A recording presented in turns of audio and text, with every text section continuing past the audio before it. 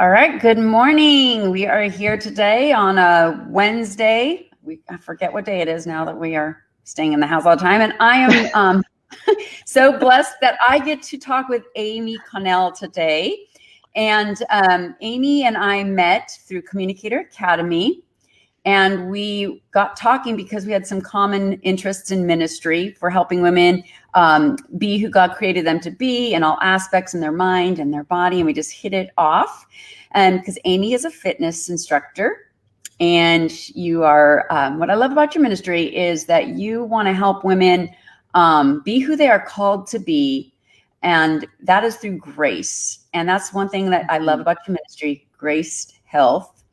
Good morning, Susanna. She's watching us here. Graced Health, because you yourself were an imperfect eater.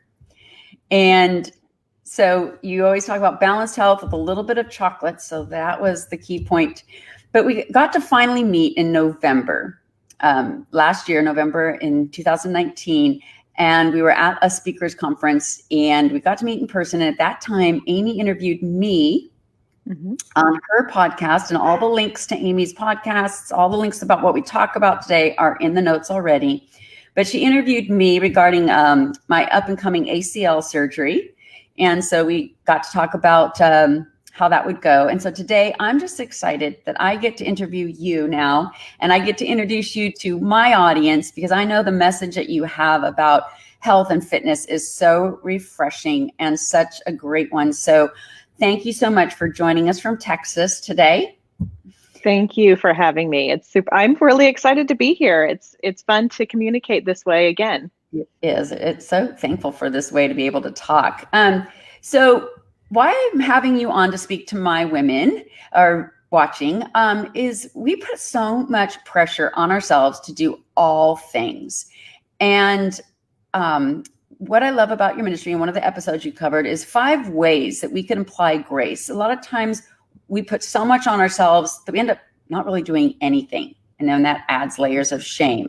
One of those areas is exercise and diet. That's a continual pressure that we put on ourselves. So with your ministry allowing grace, it actually makes moving, exercise, and nourishing our bodies a little bit more enjoyable and a little bit more doable. So I would love if you would open us up and talk about the 5 ways that we can apply grace to our diet and exercise.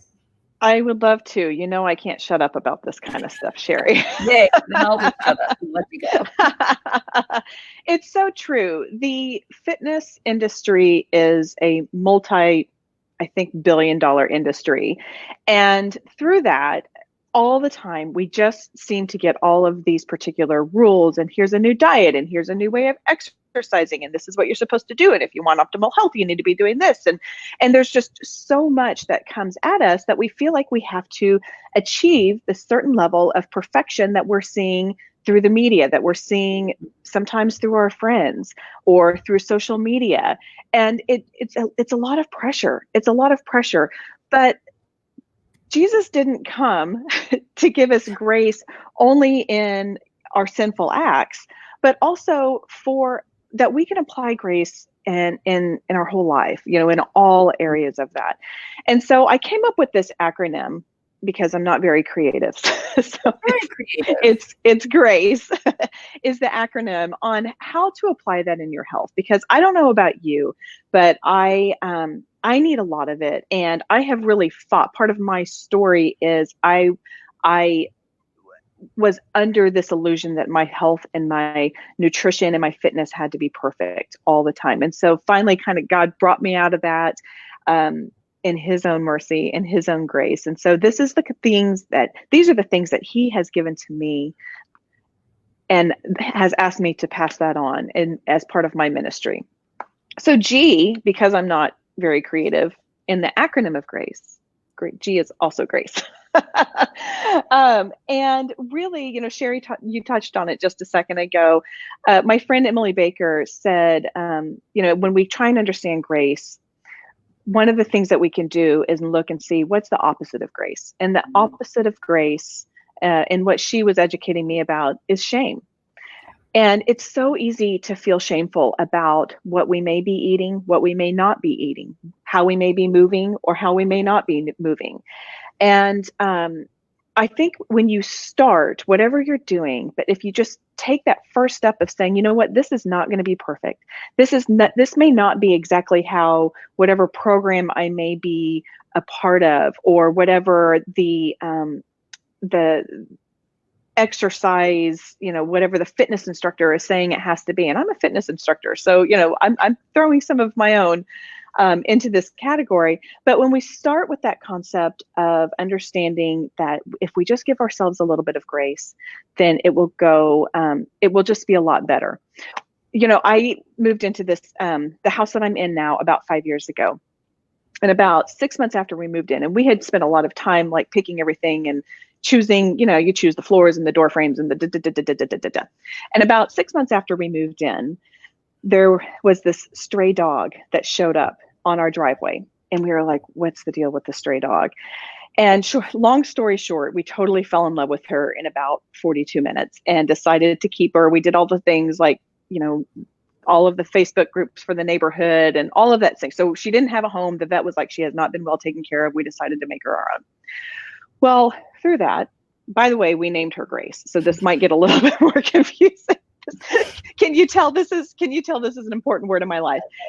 So my dog Grace added a lot of joy to our family. I mean, we would laugh at her, and she just would do funny things. You know how it is, like when a new dog and a new puppy enters your life, you're just enamored and just so enraptured by this dog, and so cute, and we love her. But then at the same time, she was a dog, and she was a stray dog at that, and she did things like I have these little collectible Santas that were all up on my stairs. She killed Santa. I mean, we left, she got Santa, tore them all apart. She has totally scratched up the floors that were not intended to be distressed floors. She, would throw up on the carpet sometimes, had a couple potty accidents on the sometimes, and just kind of, tore up the house a little bit. So the reason I'm telling you this is, despite the fact that my dog Grace has torn up my house and the house that we so lovingly put so much time and thought into, our lives are still so much better with her in it. And our lives are a lot better when we apply the grace of Jesus to that. And our health is more enjoyable when we realize that it doesn't have to be perfect, and that we can layer on that grace when we have those days. I mean, we're all at home right now. I can't tell you, I have not made sourdough bread, but apparently this is the thing that I'm supposed to be doing. And if we eat the whole loaf of bread, maybe we don't feel that great. But we layer that on and say, okay, well, now we're starting fresh. So that's my G. I told you I could go on a long time about these things. R stands for respect the season you're in. I know your community has a lot of people who are finding themselves in new seasons. I have spoken with a lot of friends who are in that same season, and I'm kind of like one life season behind you. My boys are teens, and I'm kind of in the throes of high school. But your kids grow up, and they go out. They get out of the house, they go to college, they start their jobs. Maybe your husband has been working his whole life, and now he's at home because he's retired or semi-retired, and all of a sudden there's these new seasons, and these new seasons present new opportunities, but also new challenges where we may not know what the right thing to do is, and we may have a hard time adjusting to that. If you're used to getting up every morning at 6 o'clock with your husband, having your coffee, having your quiet time, getting your Jesus on, and then going off to maybe just say a fitness class, because that's my language. Maybe you go to a spin class or something like that every day at 8:30, and you're there every day at 8:30. And now maybe your husband's home and he's like, all right, well, what are we going to do today? That could be kind of challenging. Challenging.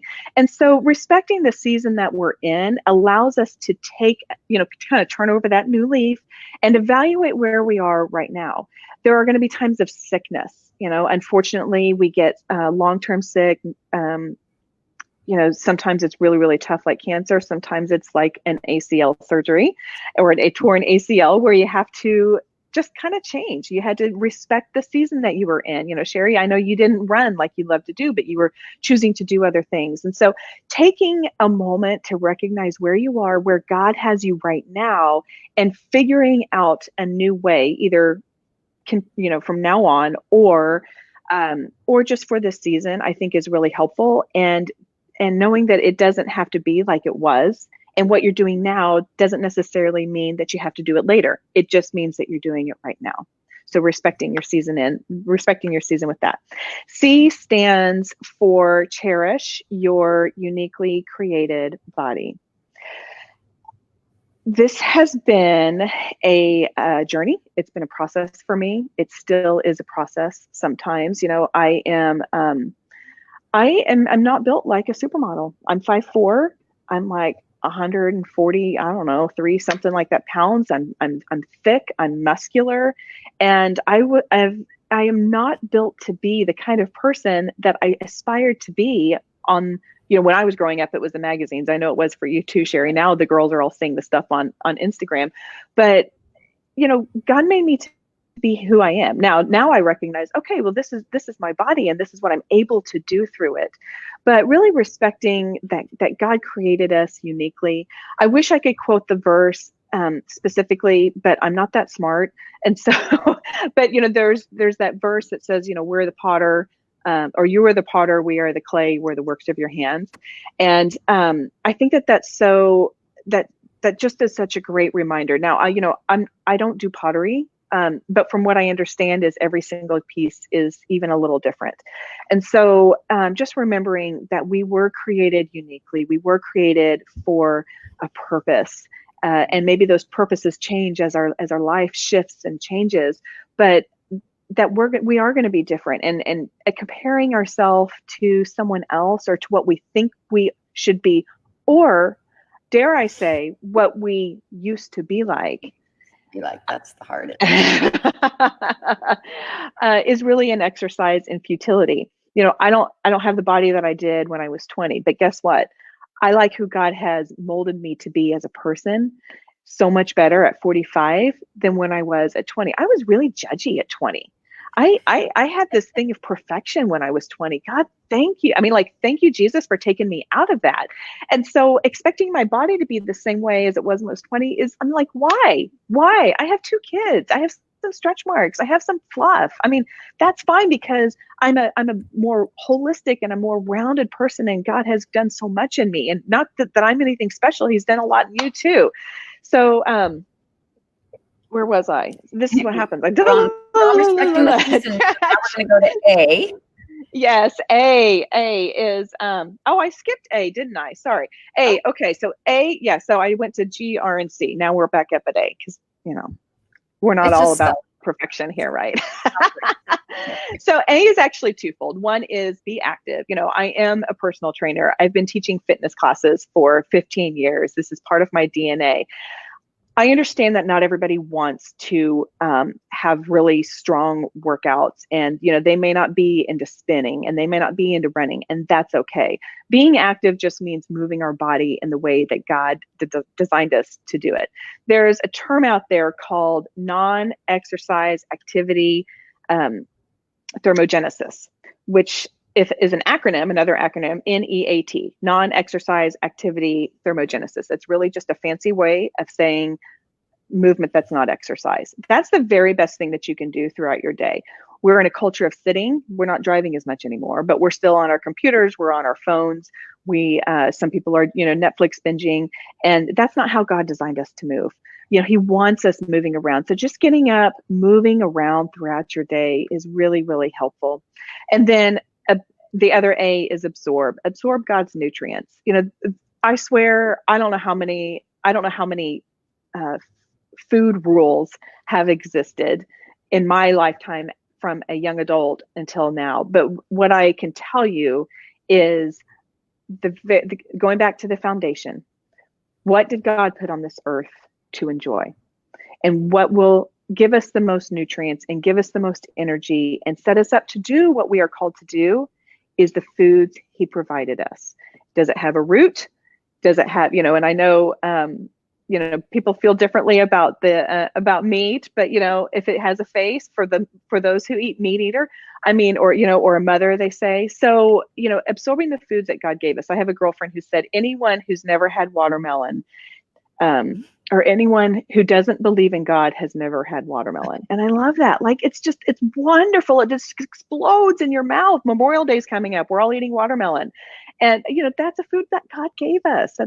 So absorb God's nutrients. So A is be active and absorb God's nutrients. I already talked about C, cherish your uniquely created body. And then I'm on C. Cherish, don't cherish. Don't compare. Compare. Cherish is the opposite of compare. Comparing is the opposite of cherishing. That's so true. That's a really good point. I'm going to have to remember that, Cheri. I thought of that when we were talking about cherishing, and then I thought about the comparison. Yeah. But I like how you had, grace is the opposite of shame, and cherish is the opposite of comparing. That's brilliant. Thank you for that. You can have it. I can steal it. You can have it. Thank you. Oh, that's fantastic. And then E is emphasize the positive. We have a tendency, often as women and often as our body changes, to start tearing down our body and comparing it to what we used to do, comparing it to how we think it's supposed to be. And, we get out of my favorite analogy is, guys get out of the shower, and this is just in general, right? I don't mean to be, I'm not throwing any one of my people under the bus, but, guys get out of the shower and they're like, and, the chest and get in the back, and they just walk off in confidence and just like, yeah, I'm ready for the day. Well, we get out of the shower, and in that moment where we hang up our towel and put our clothes on, we start poking things and sucking things and lifting things and all of the things.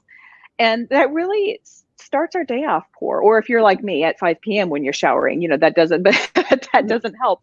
But emphasizing the positive will actually retrain your brain to be more positive. We have so many neurons in our brain. And when we start thinking about the positive things that our body is doing, and I'm not saying like, well, I went out and I ran 6 miles today. No, I mean like, when I was able to get a big, huge, like for me coming in here, prepping this up, I was able to lift a fairly large side table that's kind of heavy and move it around and set it down without any problem. Like, that's a wonderful thing that my body is able to do. Little things. And then ways that you have treated your body well, by giving it plenty of water and eating God's foods and having the right sized portions. So really retraining our brain to be more positive by emphasizing it is really, really helpful to our overall psyche and our outlook on our health. Yeah, I love that. So that is your GRACE acronym. I like that GRACE acronym. That is awesome. And along with that, you are currently writing a book, in the process of writing a book. And I love how you're focusing on 3 categories, which is food, fitness, and faith. And there are so many, like we mentioned earlier, self-imposed rules. And so when you break down those 3 categories, what are some of those self-imposed rules or some of the rules that you're going to help break? Well, I certainly hope to. It's really scary for me to say that I'm writing a book. I like to call it a writing project. Okay, writing project. That'll be published. But our friends on Communicator Academy tell me, no, you should just own it and call it a book. So I guess I need to call it a book. But yes, I really am tackling this because my faith is a very integral part of my health. I cannot give myself grace. I cannot be confident in what I'm doing without Jesus as a part of that. So I guess I'll just start with that one. So one of the rules that I have that I want to break is I feel like we have this rule that we feel like God expects us to look a certain way. And, as a fitness professional and as someone who's a Jesus follower on Instagram, I follow the hashtag Christian fitness because I like to see other people who speak my language who like to move. So I don't want to throw anyone under the bus. I'm not trying to shame anyone for how they look. But oftentimes as I scroll through and I see these Christian fitness, I see amazing bodies. Oh, they look so fantastic. Like, even when I was 20, I never looked that way. And I start to get through this downward spiral in my head that, well, this is how God must want me to look if I'm going to be honoring my temple. But the reality is, God never asked us to look a certain way. Yes, he does ask us to take care of his temple and to honor it and to do good things for it, so that we may glorify God and that we may do what we are called to do. But my very favorite saying is, there's no BMI index in the Bible, which I think is a really stupid thing in our world anyway, but I won't get down that road. He doesn't ask us to have a certain physique. He doesn't ask us to be a certain size. He just asks us to again, absorb his nutrients, to be active, and to be able to do what we're called to do. So, God's not asking us to look a certain way. And it's really easy to forget that sometimes. Now, you might look exactly like these people I'm talking about on Instagram. More power to you. Great job. I'm proud of you. But for me, that's not a standard that he has asked me to uphold. The food, I've got a lot of different ones for food, but the one that I will focus on today is this notion and this rule that carbs are bad. I grew up, one of the food rules that I have grown up with in my life is that carbs are bad and I can't have anything. I question any program that explicitly limits the carbohydrates that God put on this earth. Again, back to the watermelon, strawberries, blueberries. These are all wonderful foods. Our body needs carbohydrates. Do we need to survive on them? No. We do need other things, but incorporating carbohydrates into our diet is not a bad thing.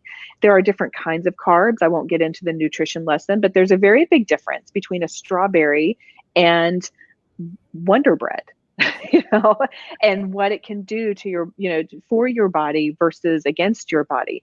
So that's one rule I think that's really important to recognize. Now, obviously, some people have health issues where they really need to watch that. And I'm not talking about that. I'm just talking about these rules that we feel like if we have carbs, it's bad for us and it's going to make us gain weight. Not really. And then finally, fitness. So I grew up with this notion that, I've always done group fitness. I did the whole cheerleading and pom thing in high school, which I'm not sure if I'm embarrassed by that or proud of that. I don't really know, but that's what I did. And then in high school, I started going to step aerobics class with my, thong leotard, which I'm really glad that I'm embarrassed about. But, I grew up under these rules that you have to get 55 minutes in. You have to go because classes were 55 minutes, right? They started at 8:30. They ended at 9:25. Everybody left. People came in. If you went a minute longer, everybody was mad at you coming in. If you went a minute short, people were mad because they were shorted a minute. Why we feel like we have to have this 55 minutes is it's absurd. The concept of movement is just to move our body the way God intended us to move it.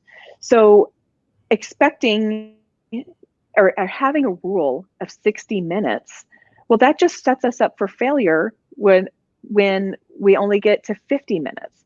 I mean, I've been doing these Facebook Lives and we're doing 30 minutes. Yesterday, you and I were talking a little bit yesterday, Cheri, and I think I didn't shower until 5 o'clock.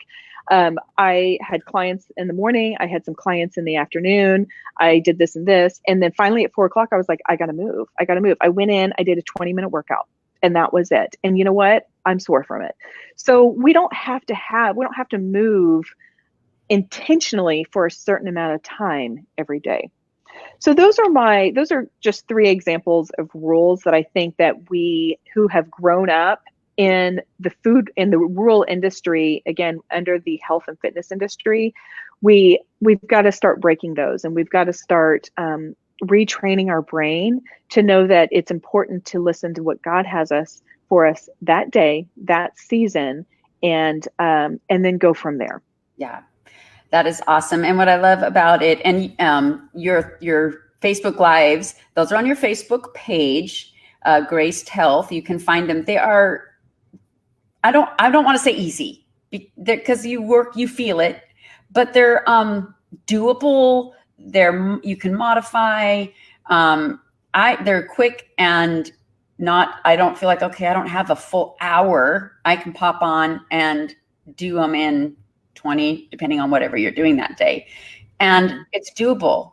And how much time do we spend sitting on our phones and computers? Just give that 30 minutes to an active movement of some kind.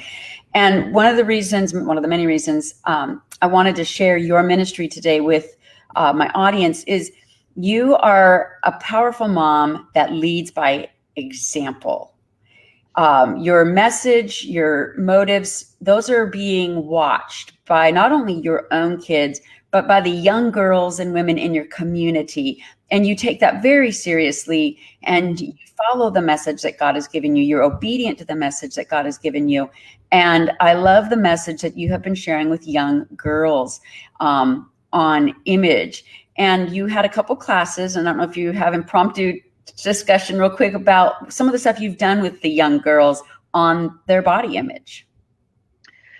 Yeah, well, what I did is last summer, I really felt called to lead a teen fitness class for girls, just for girls. That what I am seeing in my community is the girls want to work out, they want to be fit. They're seeing we have a pretty active community, and they want to do that, but they don't know how, and they don't know the correct form, or they don't know, and that's what I'm here for. So I really felt called to do that.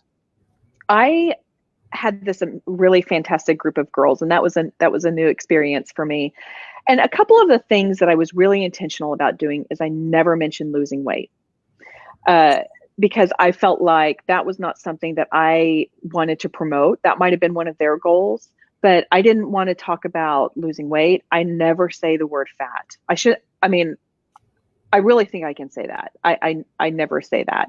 I think that is such a powerfully negative word oftentimes. And it's true. We do have, our adipose tissue is fat tissue, and we all have that. But I don't want to be the trigger that takes some girl to be afraid of what she looks like, or afraid of how her clothes are fitting, or something like that.